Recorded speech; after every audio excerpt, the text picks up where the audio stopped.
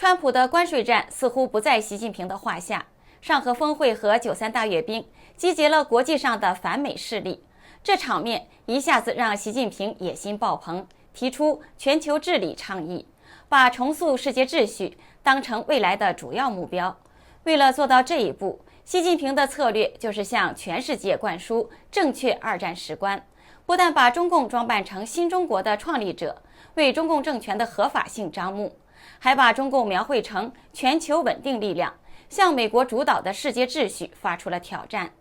习近平在上合峰会上夸下海口，要重塑世界秩序，提出全球治理倡议，明显是与川普叫板。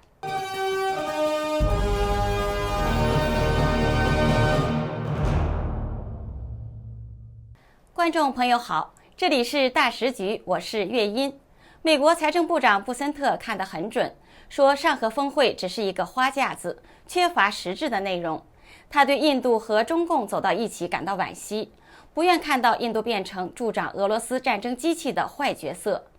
美国白宫贸易顾问纳瓦罗也对莫迪与习近平和普京的同流合污感到不值。纳瓦罗说，莫迪的做法让人失望，他应该站到美国一边，而不是俄罗斯一边。中共外交部长王毅却洋洋得意地说，全球治理不能再被少数国家垄断。上合峰会之后，巴西计划在下个星期主办金砖国家领导人视频对话。巴西总统卢拉的一名助手巴表示，对话将涉及美国关税，但这并非重点。巴西不想冒险激怒川普。金砖国家一旦被看成是反美组织，问题的性质就大不一样了。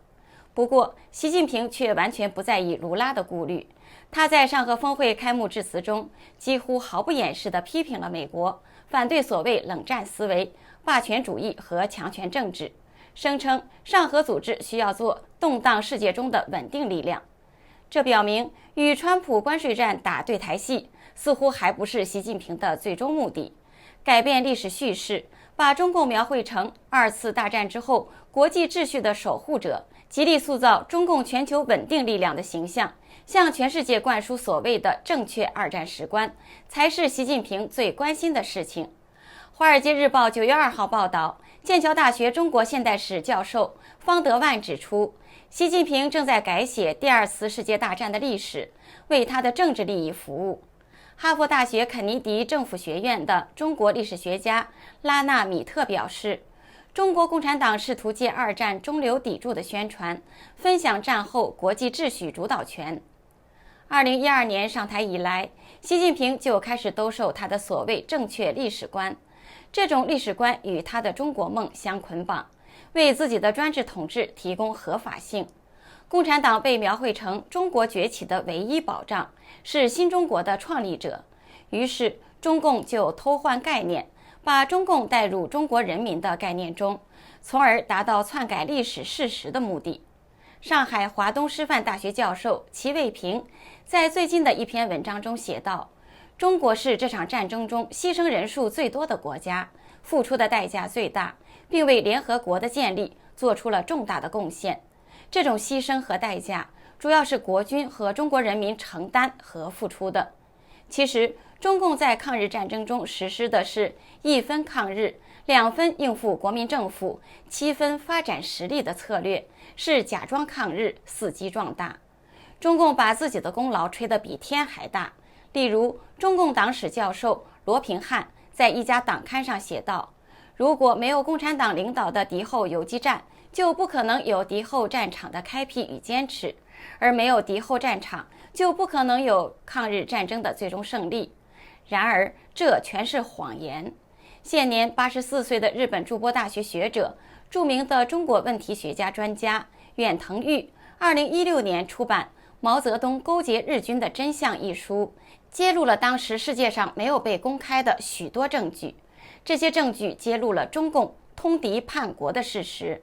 远藤裕在序言中就指出，是谁背叛了中华民族？中国建国之父毛泽东。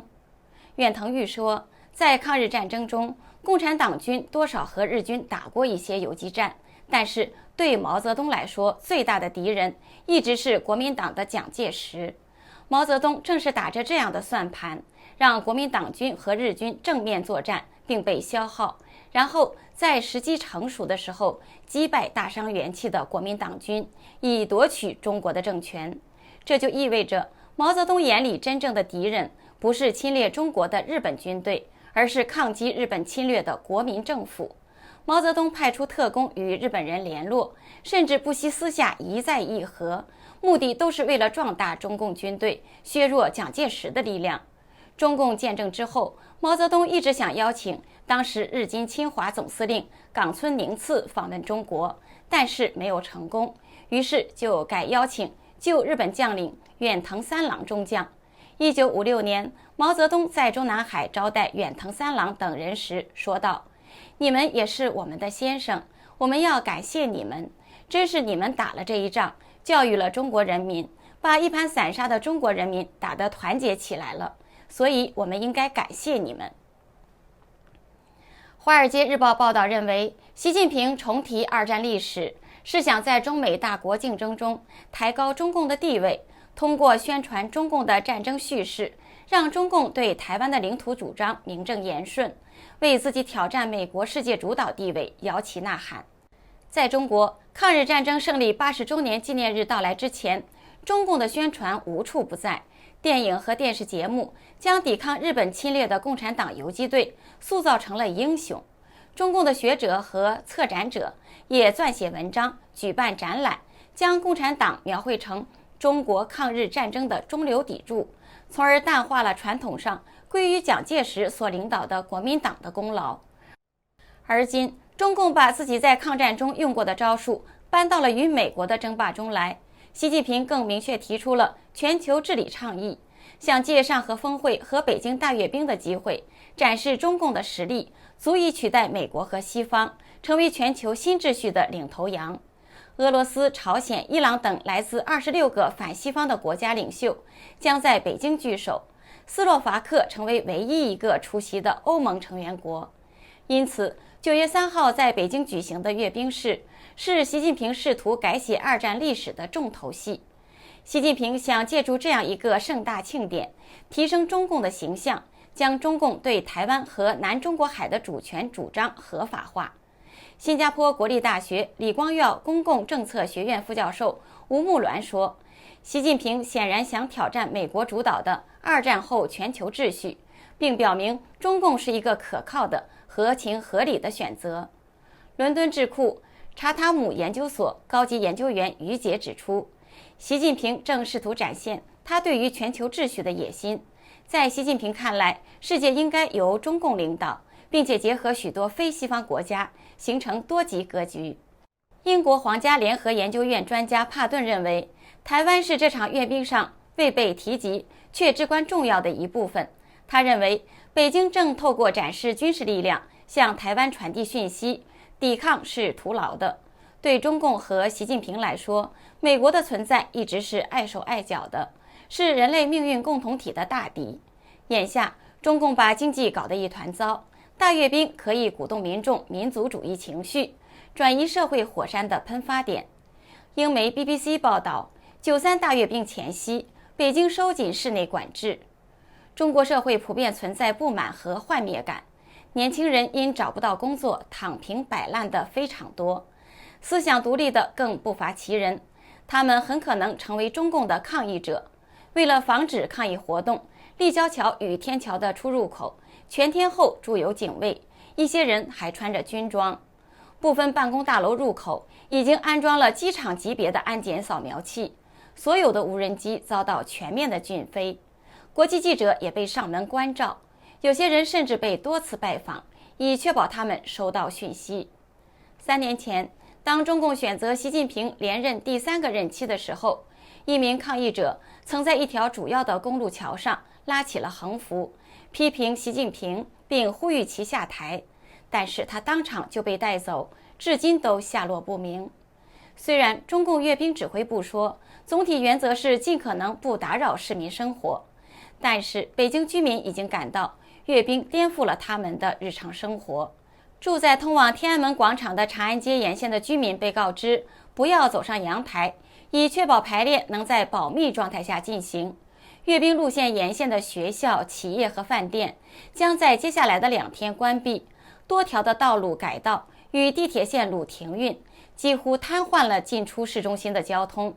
共享单车现在成了稀有的物件，平时地铁站外与人行道上总是排列着数百辆的单车，但是最近市政人员已将它们集中搬离了阅兵路线，想租用少数遗留的单车也是行不通的，车子根本就无法启动。过去有报道说，中共曾动用空军干预天气，在阅兵前1-2天通过人工增雨来确保当天有蓝天。今年中共是否采用了这一手段，目前还不清楚。气象预报显示天气晴朗。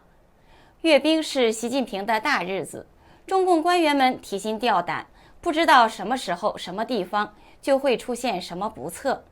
除了阅兵栏，中共原本想制造大牛市，为习近平阅兵式献礼。中共证监会曾布置任务，要求 A 股重新站上4000点。9月2号 A 股主要指数集体下跌，创业板指、深成指下跌超过2%，截至收盘，沪指跌了0.45%，报3858点；深证成指跌了2.14%，创业板指跌了2.85%，全天成交额2.91万亿元，比前一天的交易日增量1348亿元。全市场超4000股下跌，港股也同样走低，3大指数齐跌，恒生科技指数跌1.22%，恒生指数、国企指数分别下跌0.47%和0.15%，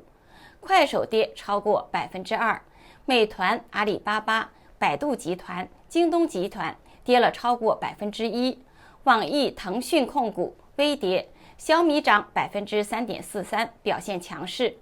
半导体、晶圆股回调，上海富日跌了近8%，苹果概念股亦大幅走弱，鸿腾精密跌了近10%，稀土概念、消费电子、电池、建材水泥股、券商股、内房股等普遍下跌。莫迪在天津留下了魔性的笑声，对川普构不成任何的挑战。普京也在与习近平和金正恩的会面中，在国际妻儿的路上越走越远。习近平的野心最大，梦想成为反美力量的领头羊。历史给不给他这个机会，这就很难说了。